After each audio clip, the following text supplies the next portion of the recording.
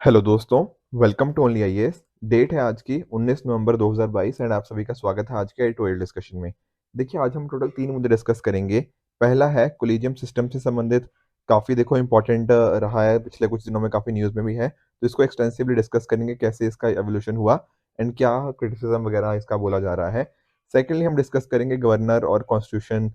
तो देखो, आजकल स्टेट्स के और सेंटर के बीच में थोड़े रिलेशंस काफ़ी जगह हमें देखने को मिलते हैं, जहाँ पर इश्यूज़ कुछ देखने को मिलते हैं, जहाँ पर गवर्नर की वजह से कुछ ना कुछ कॉन्फ्लिक्ट यहाँ पे देखने को मिलता है, तो उसी कॉन्फ्लिक्ट को हम यहाँ पे आज समझने की कोशिश करेंगे। जो हमारा तीसरा मुद्दा है, वो है इंडियन एयर फोर्स से संबंधित। तो इंडियन एयर फोर्स के रिगार्डिंग जो एक नया डॉक्ट्रिन चाहिए, उसके रिगार्डिंग यहाँ पे राइटर ने बात करी है, तो इसको भी हम समझेंगे। But before that, quote of the day. देखो, बेंजामिन इज़राइली जी ने इन्होंने बात बोली है कि change is inevitable in a progressive society, change is constant. देखिए, जब भी ज़िंदगी में कभी न कभी बदलाव आता है ना, तो हम शायद उससे थोड़ा डर जाते हैं। पर यहाँ पर क्या बात कर रहे हैं राइटर कि प्रोग्रेसिव सोसाइटी, अगर हम एक तरह से ना सही डायरेक्शन में जा रहे हैं, तो चेंज भी ज़रूरी है। जैसे मैं आपको एग्ज़ाम्पल समझाता हूँ। हमारी देखो सोसाइटी पहले थी, आप 18th-19th सेंचुरी की बात कर लीजिए, तो तब क्या था? सोसाइटी के अंदर जैसे सती हो गया, ठीक है ना? चाइल्ड मैरिज हो गया, या फिर जो वुमेन का स्टेटस था, वो थोड़ा लो था। तो इस तरह से बहुत सारे इश्यूज़ हमारे कहीं न कहीं सोसाइटी में थे।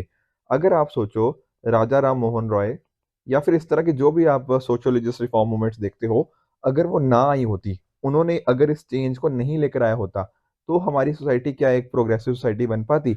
शायद नहीं बन पाती, क्योंकि इस तरह के इश्यूज़ वहाँ पे इस टाइम एग्ज़िस्ट करते थे। तो ये जो चेंज होता है ना, इससे डरने की बात नहीं है, ठीक है? चेंज आएगा ही आएगा। पहले हम कुछ और थे, फिर एक चेंज को ना आप एवोल्यूशन के प्रोसेस की तरह समझो कि हम इवॉल्व हो रहे हैं, ठीक है? आप देखो, बहुत सारी चीज़ें करते थे जो पहले, मान लो आज से 5 साल पहले, ठीक है? पर आज आप थोड़े एक चेंज्ड पर्सन हो, आप एक इवॉल्व्ड पर्सन हो, तो एवोल्यूशन ज़रूरी है, ठीक है? जैसे आप इंडिया का एग्ज़ाम्पल ले लीजिए। ठीक है, इंडिया के अंदर भी देखो, पहले हम थोड़ा, ऑल्दो थे तो हम मिक्स्ड इकोनॉमी ही, पर हमारा थोड़ा सोशलिस्ट टिल्ट ज़्यादा था। पर हमने कुछ इश्यूज़ देखे, उसके कॉरस्पॉन्डिंग हमारे यहाँ बैलेंस ऑफ पेमेंट क्राइसिस हुआ 1991 के अंदर। हमारी सिचुएशन काफ़ी खराब थी, हमारी इकोनॉमिक ग्रोथ कम थी, पर हमने कुछ हार्ड स्टेप्स लेने पड़े, तो हमारे अंदर क्या आया, एक तरह का चेंज आया, और उस वजह से आज हम वर्ल्ड की, मतलब ना, काफ़ी टॉप इकोनॉमीज़ में से आते हैं, ठीक है? हमारी इकोनॉमिक ग्रोथ काफ़ी स्ट्रॉन्ग चल रही है पिछले काफ़ी सालों के अंदर, पिछले अगर मैं 15 साल के अप्रॉक्सिमेटली बात करूँ, तो चेंज एक ज़रूरी चीज़ बन जाती है प्रोग्रेसिव सोसाइटी के अंदर। आप कुछ कंपनीज़ का एग्ज़ाम्पल देख सकते हो। जैसे ना, आई एम वेरी श्योर आपने ना कोडैक के बारे में सुना होगा, ठीक है? एक टाइम था जब जो फ़ोटोग्राफ़िक फ़िल्म वाली कैटेगरी होती है ना, उसके ये सबसे बड़ी प्लेयर थी। पर आजकल हमें ये कंपनी का नामो-निशान ही सुनने को नहीं मिलता। ये बहुत ही कम सुनने को मिलता है। रीज़न क्या है इसके पीछे का? रीज़न है कि ये बदलते हुए समय के साथ बदल नहीं पाए। आपने ना देखो, नोकिया के फ़ोन्स आप सुनते हो, ठीक है? नोकिया के फ़ोन सुने हुए, मतलब वो कोई टाइम था 2005-2010 के आस-पास का, नोकिया के फ़ोन्स इतने पॉपुलर थे। आजकल नोकिया हमें एटलीस्ट मोबाइल सेगमेंट्स के अंदर तो नहीं दिखता। रीज़न क्या है? नोकिया ने चेंज को नहीं समझा कि क्या चेंजेज़ आ रहे हैं, एंड अपने उस पर्टिकुलर चीज़ के साथ अपने आप को इवॉल्व नहीं कर पाए, उस चेंजिंग नीड्स के साथ अपने आप को चेंज नहीं कर पाए। तो जो इंसान चेंज से थोड़ा डरता है ना, कहीं न कहीं वो इवोल्यूशन के प्रोसेस को नहीं समझ पा रहा, एंड अकॉर्डिंगली वो प्रोग्रेस अपनी लाइफ़ के अंदर नहीं कर रहा। तो चेंज से ज़रूरी नहीं है कि डरना ही हो, चेंज के साथ आप अडैप्ट हो, कुछ चेंजेज़ ज़रूरी भी होते हैं। कई बार देखो, स्पोर्ट्स के अंदर मान लीजिए हमारी टीम ने अगर खराब परफ़ॉर्म किया, तो कई बार चेंजेस लेकर आने पड़ते हैं। उसी तरह से आप देख लीजिए, जो भी कई बार ना बैंक्स के अंदर, कई बार ना मैंने देखा, जब टेक्नोलॉजी वगैरह आती है ना बैंकों के अंदर, तो बैंक एम्प्लॉइज़ थोड़े रेसिस्ट कर रहे थे उस टाइम। पर आजकल के टाइम देख लो, टेक्नोलॉजी कितनी ज़्यादा ज़रूरी हो चुकी है। तो ये रेजिस्टेंस डेफ़िनिटली आती है चेंज के कॉरस्पॉन्डिंग, पर अगर हम चेंज को थोड़ा एक प्रोग्रेसिव मैनर के अंदर लें, तो डेफ़िनिटली हमारी लाइफ़ उससे थोड़ी बेहतर हो सकती है। On that positive note, start करते हैं हमारे पहले एडिटोरियल के साथ, जो क्या है, कोलिजियम सिस्टम से संबंधित। देखो, जीएस पेपर 2 के इस पर्टिकुलर कंपोनेंट के साथ आप इसको रिलेट कर सकते हो। देखिए, राइटर यहाँ पे बात कर रहे हैं कि जैसे जो अभी हमारे यूनियन लॉ मिनिस्टर हैं किरण रिजिजू जी, इन्होंने कोलिजियम सिस्टम के रिगार्डिंग थोड़े रिमार्क्स लिए हैं, तो उसको थोड़ा समझेंगे। बट बिफोर दैट हम थोड़ा समझ लेते हैं कि आखिर ये कोलिजियम सिस्टम है क्या। देखो, अगर आप जाओगे ना, आर्टिकल 124 हो गया, या फिर आर्टिकल आप 217 भी देख सकते हो। यहाँ पर आपको ना ये अपॉइंटमेंट कैसे होती है, मतलब सुप्रीम कोर्ट का एस्टेब्लिशमेंट है, पर साथ ही साथ जजेस की अपॉइंटमेंट कैसे होती है, उसके रिगार्डिंग यहाँ पे कुछ सेंटेंसेस मिल जाएंगे। जैसे फॉर एग्जाम्पल यहाँ क्या लिखा है, एवरी जज of supreme court shall be appointed by president. तो अपॉइंट कौन करेगा? President, by warrant under his hand and seal, after consultation with such जजेस of supreme court and high court, ठीक है ना। तो यहाँ पर देखो हो क्या रहा है, या फिर आप यहाँ पर भी देख सकते हो, यहाँ पे चेक कर सकते हो। तो यहाँ एक वर्ड आ जाता है क्या, कंसल्टेशन, मतलब अपॉइंट कौन कर रहे हैं, प्रेसिडेंट साहब ही, पर कंसल्ट किसके साथ कर रहे हैं, मान लीजिए चीफ जस्टिस ऑफ इंडिया के साथ। अब यहाँ पर एक बहुत मेजर क्वेश्चन आ गया कि प्रेसिडेंट और इनके बीच में क्या हो रहा है, एक तरह का कंसल्टेशन। ये है क्या, एग्जीक्यूटिव, एग्जीक्यूटिव और जुडिशरी के बीच में क्या हो रहा है, एक तरह का कंसल्टेशन हो रहा है। तो कंसल्टेशन का मीनिंग क्या है आखिर, क्या सिंपली प्रेसिडेंट साहब को इनको कंसल्ट करना है। मैं समझाता हूँ, देखो मान लो ये है क्या, प्रेसिडेंट साहब और ये है चीफ जस्टिस ऑफ इंडिया। तो लिखा है वर्ड क्या, कंसल्ट करना। कंसल्ट करने का मीनिंग क्या है, क्या ये मीनिंग है कि इन्होंने एक कोई नाम दिया, मान लो अमित, पर्सन एक अमित का नाम दिया, तो क्या प्रेसिडेंट साहब उसको मना कर सकते हैं, नहीं कर सकते, क्योंकि कंसल्ट करने का बोल रहे हैं ना। या फिर ऐसा है कि प्रेसिडेंट साहब को मानना ही पड़ेगा। ये एक मुद्दा गया कहाँ, ये मुद्दा गया हमारे सुप्रीम कोर्ट के अंदर। और सुप्रीम कोर्ट ने ना फिर बहुत अलग अलग केसेस आए। जैसे मैं आपको बताता हूं, एक आया पहले क्या, फर्स्ट जजेस केस। देखो फर्स्ट जजेस केस तो चलो उसको बाद में बोलते हैं, पर इसका नाम क्या था, SP Gupta versus union of India. यहाँ पर ये मुद्दा गया, यहाँ पर कोर्ट ने क्या बताया, सुप्रीम कोर्ट ने बताया कि ये जो कंसल्टेशन वर्ड है, इसका मीनिंग सिंपली कंसल्ट करना ही है। मतलब कैसे, ये है प्रेसिडेंट साहब, ये है chief justice of India. Chief justice of India इनको कोई नाम देंगे, मान लीजिए जैसे मैं अमित की बात कर रहा था, तो प्रेसिडेंट साहब क्या कर सकते हैं, इसको मना कर सकते हैं। तो पावर किसके पास है, ये चीजों की एग्जीक्यूटिव के पास, ठीक है, प्रेसिडेंट साहब के पास पावर है। ऐसा किसने बोला, फर्स्ट जजेस केस के अंदर, ठीक है ना। या फिर ऐसा प्रेसिडेंट साहब ना बोल के आई वुड से कि यूनियन गवर्नमेंट के पास पावर है, ठीक है, कि कौन जज को अपॉइंट करना है, किसको नहीं अपॉइंट करना, ऐसा फर्स्ट जजेस केस के अंदर बोला। पर फिर इसका रिव्यू हुआ काफी सालों बाद, फिर आके आया एक तरह से हमारे पास देखने को मिला सेकेंड जजेस केस। उसमें क्या किया, उसमें इसका बिल्कुल उल्टा बोल दिया गया। वहां बोला कि ये प्रेसिडेंट, ये सीजीआई, ये कंकरेंस है, ठीक है ना, कि जो सीजीआई ने यहाँ पे बात क्या करी, जो इन्होंने नाम दे दिया सीजीआई ने, वो प्रेसिडेंट को मानना ही पड़ेगा, उसको प्रेसिडेंट साहब रिजेक्ट नहीं कर सकते। फर्स्ट जजेस केस में देखो क्या था, पावर किसको दी गई थी, प्रेसिडेंट साहब को। सेकंड जजेस केस में क्या हो गया, बिल्कुल उसका उल्टा डिसीजन दे दिया, बोल दिया कि नहीं, ये पावर किसके पास है, जुडिशरी के पास है। और जुडिशरी के अंदर भी ना इन्होंने थोड़ा इसको एक्सपेंड किया। इन्होंने यहाँ पे ना कोलिजियम सिस्टम हमारा सेकंड जजेस केस के अंदर आया। यहाँ इन्होंने बोला क्या कि कोलिजियम का मीनिंग क्या होगा, कोलिजियम का मीनिंग होगा कि जो हमारे chief justice of India plus साथ ही साथ इनके साथ दो जजेस और होंगे, तो ये सभी मिलके क्या तय करेंगे, ये सभी मिलके तय करेंगे कि किस पर्टिकुलर पर्सन को ट्रांसफर होना चाहिए अकॉर्डिंगली। ये सारी बातें यहाँ पर करी गई। तो दो सीनियर मोस्ट जजेस की यहाँ पे बात करी गई थी। और अगर हाई कोर्ट की बात हो तो वहां पर हम हाई कोर्ट के सीनियर जजेस को कंसल्ट कर सकते हैं, ऐसा बात करी गई सेकेंड जजेस केस के अंदर। फिर आया क्या, एक थर्ड जजेस केस। इसमें क्या हुआ, इसमें भी सिमिलर ही बातें ही बोली गई, बस एक तरह से बोलिए कि जो हमें कोलिजियम सिस्टम था उसको थोड़ा एक्सपेंड कर दिया। किस तरह से एक्सपेंड कर दिया, कि एक तो इन्होंने कुछ गाइडलाइंस दे दी, प्लस साथ ही साथ ये यहाँ पर क्या बोला कि कोलिजियम के अंदर कौन होंगे, चीफ जस्टिस ऑफ इंडिया और उनके 4 सीनियर मोस्ट कॉलीग्स, 2 नहीं होंगे 4 होंगे। तो ये बात करी गई। तो सिंपली अगर मैं बताऊं तो फर्स्ट जजेस केस के अंदर क्या हुआ था, प्रेसिडेंट साहब के पास पावर थी या यूनियन गवर्नमेंट के पास पावर थी, किस जज को करना है अपॉइंट, किसको ट्रांसफर करना है, वो सारी बातें। सेकंड जजेस केस के अंदर कोलिजियम सिस्टम आया, पर यहाँ पे पावर किसके पास आ गई थी, कोलिजियम के पास। कोलिजियम मतलब चीफ जस्टिस प्लस 2 जजेस। पर थर्ड जजेस केस के अंदर इस कोलिजियम को तो एक तरह से एक्सपेंड कर दिया और हमारे पास क्या आ गए, chief justice of India plus 4 senior most जजेस। तो ये थी पूरी कहानी। आई होप आपको कोलिजियम सिस्टम आज के टाइम क्या चल रहा है वो समझ आ गया होगा। बहुत सारी और भी गाइडलाइंस यहाँ पे दी गई थी, उनको डिस्कस करने की जरूरत नहीं है हमारे लिए, ठीक है। तो ये था पूरा एवोल्यूशन। अब यहाँ पर देखो बात क्या हो रही है, यहाँ पर बात हो रही है कि जो यूनियन लॉ मिनिस्टर है किरण रिजिजू, इन्होंने इसको क्रिटिसाइज किया है थोड़ा कोलिजियम सिस्टम को। देखो आप एक चीज रियलाइज करो, कोलिजियम सिस्टम ना देखो कैसे इवॉल्व हुआ है। ये इवॉल्व हुआ है ये जो सुप्रीम कोर्ट के अलग अलग जजमेंट्स के कॉरस्पॉन्डिंग, ठीक है ना, जो 3 जजेस केस हुए उनके कॉरस्पॉन्डिंग इसको इवॉल्व हुआ। अब यहाँ पर ना इसकी कोई कॉन्स्टिट्यूशनल बैकिंग नहीं है, कहीं ये शब्द आपको कॉन्स्टिट्यूशन में दिखता नहीं है कोलिजियम वर्ड, नहीं, ऐसा कहीं भी हमें देखने को नहीं मिलता। तो ये भी एक इशू हो गया, ठीक है। बाकी लोग बोलते हैं क्या कि ट्रांसपेरेंसी नहीं है, बिल्कुल ओपेकनेस प्रोसीजर है। ये 5 लोग कैसे डिसाइड कर रहे हैं, चीफ जस्टिस ऑफ इंडिया और 4 सीनियर मोस्ट जजेस कैसे डिसाइड कर रहे हैं, वो काफी बार एक क्वेश्चन आ जाता है। पावर देखो एज पर कॉन्स्टिट्यूशन क्या है, प्रेसिडेंट साहब के पास पावर है कि वो कंसल्ट करें। तो सुप्रीम कोर्ट ने क्या किया है, ये जजेस को अपॉइंट करने की पावर जुडिशरी के पास ही ले आई है। तो कहीं ना कहीं इसके रिगार्डिंग काफी क्वेश्चंस उठते रहते हैं। अब ये जब ये बात होगी कि नहीं ये तो बहुत ही ओपेक प्रोसीजर हो गया, कोई पारदर्शिता ही नहीं है, तो हमारी गवर्नमेंट ने क्या कोशिश करी थी, एनजैक लेकर आने की कोशिश करी थी, नेशनल जुडिशियल अपॉइंटमेंट कमीशन। अब इसके अंदर क्या था, देखो इसके अंदर ना इन्होंने बोला कि हम 6 लोग होंगे। 6 लोग कौन होंगे, एक होंगे चीफ जस्टिस ऑफ इंडिया, साथ में होंगे उनके 2 सुप्रीम कोर्ट के जज, और उसके अलावा एक होंगे लॉ मिनिस्टर, और साथ ही साथ कौन होंगे, 2 एमिनेंट पर्सन्स। ये सारे लोग मिलकर तय करेंगे कि किसको किस तरह से वर्क करना है, कौन अपॉइंट होगा जज, कौन ट्रांसफर होगा, ये सारी चीजें। पर फिर क्या हुआ, हमारी सुप्रीम कोर्ट को ये चीज पसंद नहीं आई। उन्होंने बोला क्या कि ये इंडिपेंडेंस ऑफ जुडिशरी, जो जुडिशरी की ऑटोनॉमी होती है, उसकी इंडिपेंडेंस होती है, उसके अगेंस्ट जा रहा है। इस वजह से क्या कर दिया गया, इसको स्ट्रक डाउन कर दिया गया, एनजैक को, जो 99th कॉन्स्टिट्यूशनल अमेंडमेंट था उसको हटा दिया गया। ठीक है ना, तो ये सारा मुद्दा था किस तरह से अभी तक वर्किंग हुई है। अब बस बार बार यही मुद्दा ना बार बार न्यूज में आता रहता है, जो इसके फेवर में बोलते हैं वो फेवर में बताते रहते हैं कि नहीं इससे इंडिपेंडेंस बढ़ी है। ऑन द अदर हैंड जब मैं बात करता हूँ बाकियों की, तो बताते रहते हैं किस तरह से इसने ट्रांसपेरेंसी को हैम्पर किया है, कि जुडी इंडिया शायद इकलौती ऐसी कंट्री है जहां पर जजेस ही अपने और जजेस को अपॉइंट कर रहे हैं, तो काफी एक क्वेश्चनेबल चीज हो जाती है। ठीक है ना, अभी देखो अभी जो रिसेंटली भी देखो एक किया गया, तो उसके रिगार्डिंग भी कुछ इश्यूज यहाँ पे हमें देखने को मिले थे। ठीक है ना, तो गवर्नमेंट की भी देखो ये चीज है कि किस तरह से ना ये जुडिशरी के पास जो पावर है ये गलत तरह से यूज ना हो, राइट।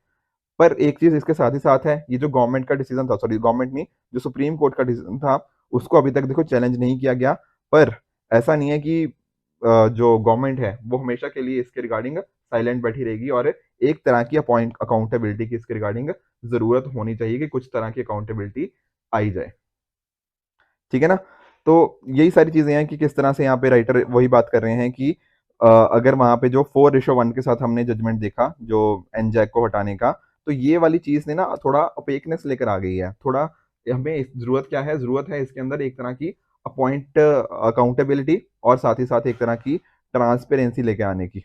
ठीक है, एनजैक के अंदर देखो एक दिक्कत ये भी थी कि कहीं ना कहीं ऐसा था कि 3 लोग आ रहे थे जुडिशरी से और 3 लोग आ रहे थे बाहर से, जो एक लॉ मिनिस्टर हो गया और जो 2 एमिनेंट पर्सन। तो डेफिनेटली हमें क्या करना है, हमें एक तरह का बैलेंस लेकर आना है। जुडिशियल इंडिपेंडेंस बिल्कुल जरूरी है, बट ऐसा भी नहीं होना चाहिए कि जुडिशियल इंडिपेंडेंस की वजह से जो एक तरह से उससे ओपेक प्रोसीजर हो जाए पूरा का पूरा, कि पता ही नहीं लग रहा कौन से जज को क्यों अपॉइंट कर दिया।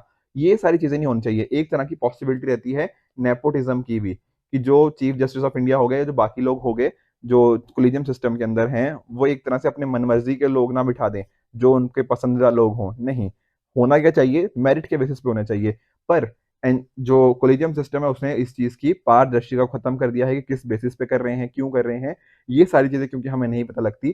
तो इस चीज को भी इंश्योर करने की जरूरत है कि ये ओपेकनेस खत्म हो, but at the same time judicial independence भी मेंटेन रहे। तो आई होप आपको ये कोलिजियम सिस्टम वाला चीज पूरे अच्छे से समझ आई होगी। चलते हैं हमारे नेक्स्ट एडिटोरियल की तरफ।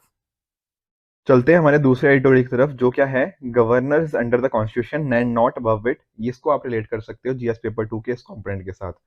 देखिए यहाँ पर ना डिस्कशन फिर उसी के रिगार्डिंग हो रहा है। जैसे फॉर एग्जांपल आप जानते हो कि गवर्नर का काम क्या है।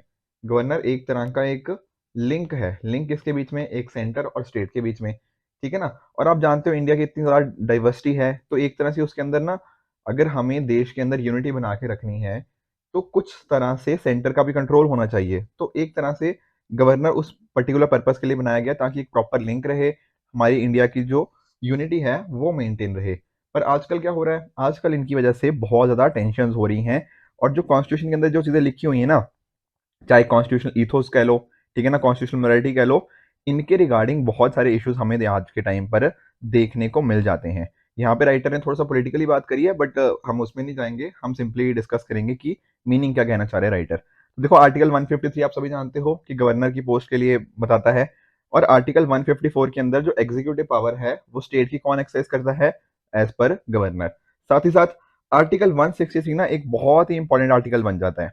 यहाँ पर क्या लिखा गया है कि एक होगा चीफ मिनिस्टर, और उनके साथ जो काउंसिल ऑफ मिनिस्टर्स होते हैं बेसिकली, वो है मतलब बेसिकली जो एड एंड एडवाइस करते हैं गवर्नर को, और गवर्नर इन्हीं की एड एंड एडवाइस के हिसाब से काम करता है। पर इसके साथ ही साथ क्या है, कुछ जगह गवर्नर क्या कर सकते हैं, अपनी डिस्क्रिशन, अपनी मर्जी के हिसाब से भी काम कर सकते हैं, राइट। तो ये जो पर्टिकुलर चीज है ना, यहाँ पर कई बार कंट्रोवर्सी हो जाती है कि ये क्या है डिस्क्रिशन, क्योंकि कई जगह डिस्क्रिप्शन बता रखी है, कई जगह एज इन ना कई जगह डिस्क्रिप्शन नहीं बता रखी कि डिस्क्रिप्शन क्या है, वो भी गवर्नर के हाथ में एक बार काफी बार आ जाता है, और यही पर कॉन्फ्लिक्ट आ जाता है between the state government and that of governor. तो ये एक मेजर इशू बन के आ गया है। तो गवर्नर देखो बहुत सारे अलग अलग, जैसे आप चाहे बात कर लो सरकारिया कमीशन की बात कर लो, तो इन्होंने भी सेंटर स्टेट रिलेशनशिप के कॉरस्पॉन्डिंग बताया क्या है कि गवर्नर एक ऐसा पर्सन होना चाहिए जो थोड़ा इंडिपेंडेंट होना चाहिए, ठीक है, नॉन पार्टीसन। ऐसा नहीं हो कि रूलिंग पार्टी की जो सेंट्रल गवर्नमेंट है उनको सपोर्ट करे, या फिर जब गवर्नर को अपॉइंट किया जाए तो वहां के चीफ मिनिस्टर को भी कॉरस्पॉन्डिंगली एक तरह से उनको भी एक तरह से कंसल्ट कर लिया जाए। तो ये सारी चीजें हमें यहाँ पे देखने की जरूरत है ताकि इंश्योर किया जा पाए कि गवर्नर एक तरह का लिंक जरूर बने सेंटर और स्टेट के बीच में, पर दोनों के बीच में टेंशन का कारण ना बने। यहाँ पे देखिए सुप्रीम कोर्ट की एक जजमेंट भी थी Shamsher Singh versus state of Punjab, वहां पर भी यही सारी बातें बोली गई हैं कि रूल्स ऑफ बिजनेस के कॉरस्पॉन्डिंग उनको रूल्स बनाने होते हैं। पर बहुत जगह जो अलग अलग आप देखते हो आर्टिकल 360 356 के ना, ये सारी चीजें जो जहां पे हम बात कर लेते हैं 356 के अंदर प्रेसिडेंट रूल के कॉरस्पॉन्डिंग, तो काफी इस तरह के इश्यूज हमें यहाँ पे देखने को मिल जाते हैं, राइट। तो आर्टिकल 356 जो मैं आपको बता भी रहा था। अब देखो यहाँ पर ना एक दो चीजें आती हैं, जैसे फॉर एग्जांपल एक हमारा स्टेट के कॉरस्पॉन्डिंग हो गया चीफ मिनिस्टर, एक हो गया गवर्नर। अब इनको ना जानबूझ के थोड़ा अलग रखा गया, जैसे चीफ मिनिस्टर या फिर अदर शुड से जो भी आपके लेजिस्लेटिव असेंबली होती है उसके कॉरस्पॉन्डिंग आप खुद उनको इलेक्ट करते हो। बेसिकली ये क्या होते हैं, डायरेक्टली इलेक्टेड। तो गवर्नर की पोस्ट को भी ना हमने डायरेक्टली इलेक्टेड नहीं बनाया, क्योंकि होता क्या, अगर मान लो ये भी इलेक्ट किए जाते हैं लोगों के द्वारा ही और ये भी चुने जाते हैं लोगों के द्वारा ही, तो दिक्कत क्या आती, दिक्कत आती है एक तरह की पैरेलल एडमिनिस्ट्रेशन की, ठीक है ना। इसको हम नहीं चाहते थे पैरेलल एडमिनिस्ट्रेशन, कि दोनों एक तरह से दूसरे के साथ क्या करें, पावर टसल हो। उसी चीज को रोकने के लिए हमने दोनों के इलेक्शंस अलग अलग तरह से बनाए हैं। हमारी जो कॉन्स्टिट्यूशनल असेंबली है ना, उसमें बहुत सारी डिबेट्स हुई हैं इसके रिगार्डिंग कि गवर्नर का रोल आखिर होना क्या चाहिए। जैसे फॉर एग्जाम्पल, ठीक है ना, कॉन्स्टिट्यूट असेंबली के एक बहुत इंपॉर्टेंट मेंबर थे प्रोफेसर केटी शाह। इन्होंने बताया था कि गवर्नमेंट जो गवर्नर है वो अपनी पावर को यूज करे एज पर द कॉन्स्टिट्यूशन। उसी तरह से और भी, जैसे आप देख लीजिए, जैसे बीजी खेर हो गए, ठीक है ना, ये महाराष्ट्र के 2 बार चीफ मिनिस्टर रहे हैं। इन्होंने भी बोला था कि गवर्नर का रोल क्या होना चाहिए, कि किस तरह से वो एक अच्छी डायरेक्शन में स्टेट को लेके जाए। और इनका मानना था कि गवर्नर अगर अच्छा होगा ना तो बहुत कुछ सही कर देगा, पर अगर गवर्नर बुरा हो गया तो वो स्टेट कॉन्स्टिट्यूशन के हिसाब से काम कर ही नहीं पाएगी। उसी तरह से और भी बहुत सारे लोगों ने इसके रिगार्डिंग अपनी बात करी है। जैसे आप देख लीजिए के एम मुंशी जी, ठीक है, आप जानते हो जो ड्राफ्टिंग कमेटी है उसके बहुत ही इंपॉर्टेंट मेंबर रहे हैं, ठीक है, डॉक्टर बी आर अम्बेडकर के साथ इन्होंने काफी अच्छे से काम किया है। तो इन्होंने भी यही बात करी थी कि जो गवर्नर है तो उसको नॉमिनेट किया जाए सेंटर के कॉरस्पॉन्डिंग। एक तो उससे क्या होगा, जो पैरेलल एडमिनिस्ट्रेशन है वो रुकेगी, साथ ही साथ ऐसा नहीं होगा कि वहां की लोकल पार्टी पॉलिटिक्स से थोड़ा दूर रहे। तो ये चीज इंश्योर करने की यहाँ पर बात इनके द्वारा करेगी। बाकी देखो डॉक्टर बी आर अम्बेडकर इन्होंने भी इसी चीज को इंश्योर करने की कोशिश करी कि ये जो डिस्क्रिशन वाले फंक्शन है ना, ये जनरली हमें थोड़े कम रखें, ताकि ऐसा ना हो कि दोनों के बीच में एक तरह से कॉन्फ्लिक्ट ऑफ इंटरेस्ट बनता रहे, सेंटर सॉरी स्टेट गवर्नमेंट के बीच में एंड साथ ही साथ जो हमारे जो वहां की गवर्नर है उनके कॉरस्पॉन्डिंग। तो ये सारी चीजें यहाँ पे इनके रिगार्डिंग बात करी। तो इन्हीं सभी डिबेट्स के थ्रू ना राइटर एक चीज क्या हाईलाइट करना चाह रहे हैं, राइटर ये हाईलाइट कर रहे हैं कि इंश्योर क्या करने की कोशिश करी गई डॉक्टर बी आर अम्बेडकर के द्वारा कि दोनों के बीच में एक अच्छा रिलेशन हो between state government and central government. And role क्या होना चाहिए गवर्नर का, गवर्नर का रोल यही होना चाहिए ताकि वो एक तरह से दोनों के बीच में एक प्रॉपर लिंक की तरह काम करे, हमारी कंट्री की यूनिटी के लिए काम करे, उसके विपरीत ना काम करे जहां पर दोनों के बीच में एक तरह की टेंशन इमर्ज हो जाए। तो बहुत सारे इस तरह के ना राइटर ने काफी सारे एग्जाम्पल्स दिए हुए हैं।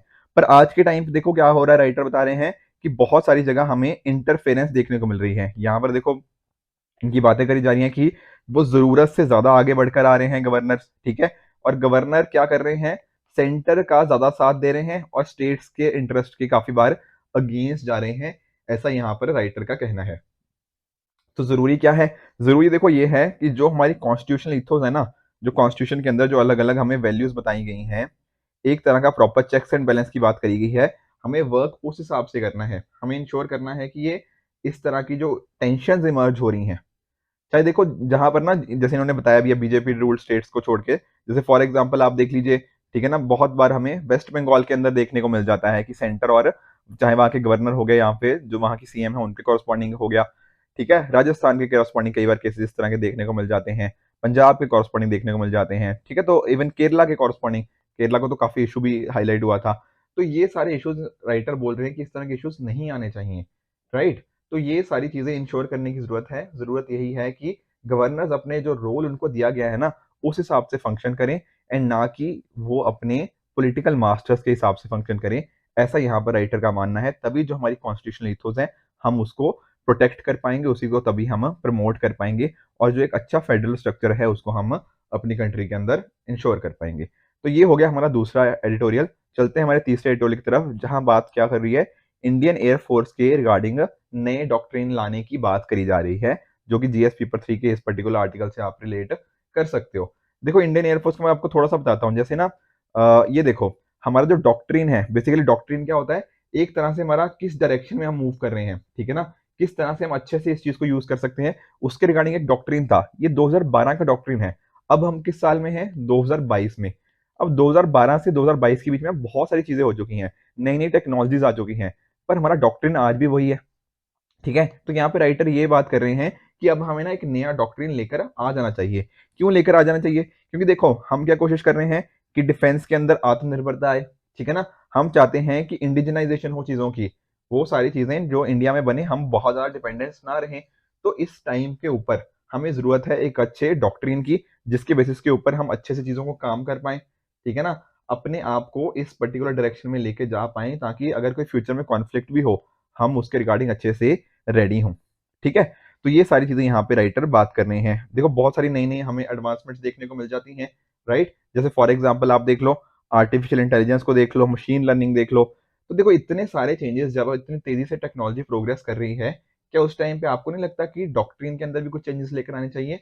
द आंसर इज यस, बिल्कुल लेकर आने चाहिए, ठीक है। तो जैसे स्पेस हो गया, ठीक है, स्पेस का आने वाले टाइम के अंदर इंपॉर्टेंट रोल रहने ही वाला है। देखो इंडियन एयरफोर्स को ना हमने कई बार ना बहुत सारी वॉर्स के अंदर शायद उतना अच्छे से यूटिलाइज नहीं किया जैसा हम इनको यूटिलाइज कर सकते थे। तो आने वाले टाइम के अंदर इनका रोल बढ़ता ही जाएगा। तो जरूरत क्या है, एक प्रॉपर डॉक्ट्रिन होने की। आप देख लो, चाहे वेपनाइजेशन ऑफ स्पेस हो गया, स्पेस के अंदर हम वेपन्स लोग अलग अलग कंट्रीज डाल रही हैं।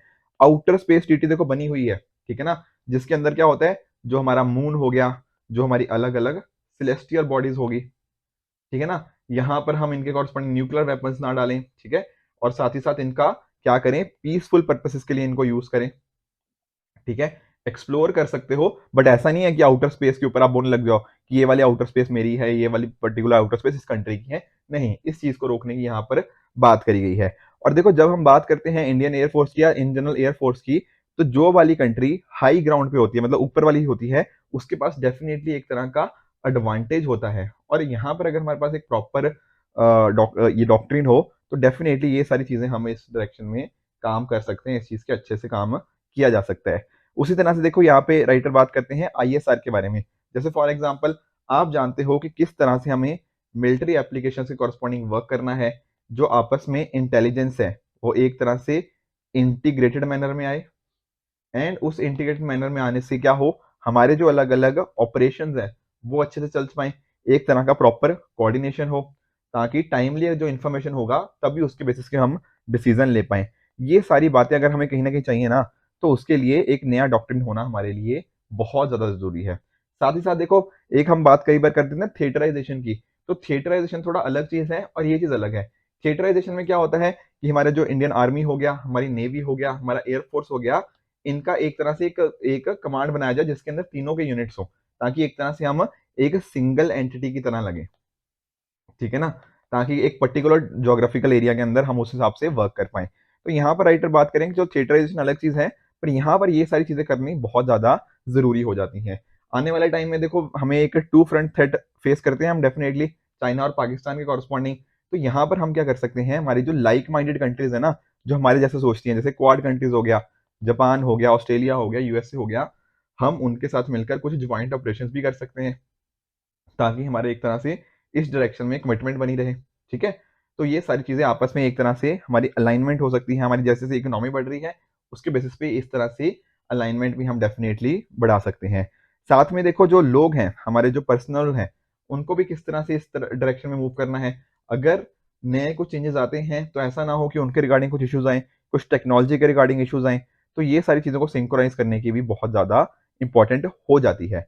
आप यहाँ पे ना राइटर ने अमेरिका का एग्जाम्पल दिया हुआ है। देखो जब हम बात करें कोल्ड वॉर के टाइम की। तो हुआ क्या था, पहले ना अमेरिका के पास एक तरह की ज्यादा पावर थी, बट फिर धीरे धीरे यूएसएसआर भी उसी डायरेक्शन में आता गया, तो दोनों के पास बैलेंस ऑफ पावर एक तरह से बराबर सा होता गया।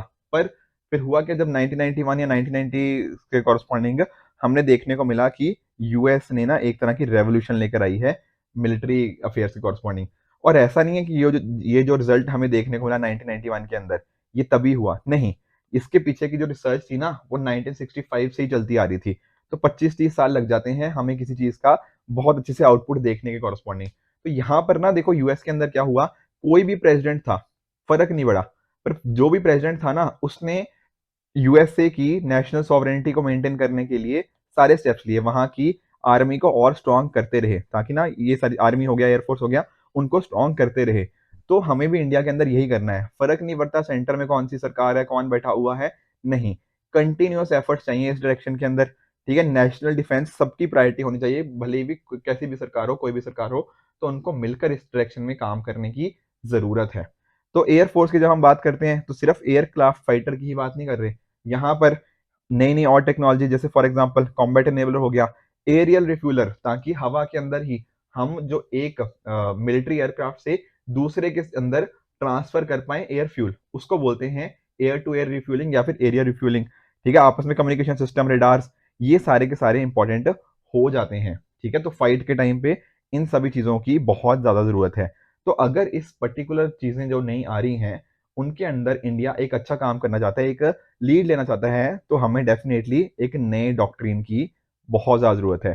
साथ ही साथ हम इस एयरफोर्स को humanitarian assistance and disaster relief HADR जिसको बोलते हैं, इसके अंदर भी यूज कर सकते हैं। किसी जगह पे कुछ फ्लड्स आ गए, कुछ और इश्यूज आ गए, उनको कैसे हम टैकल कर सकते हैं। तो अगर हमारी ये जो इंडियन एयरफोर्स का हमारा डॉक्ट्रिन है वो क्लियर होगा तो डेफिनेटली इसमें वर्क कर पाएंगे, और अगर इनको हमने निग्लेक्ट कर दिया तो हमारे लिए बहुत ही नेगेटिव एस्पेक्ट हो जाएंगे।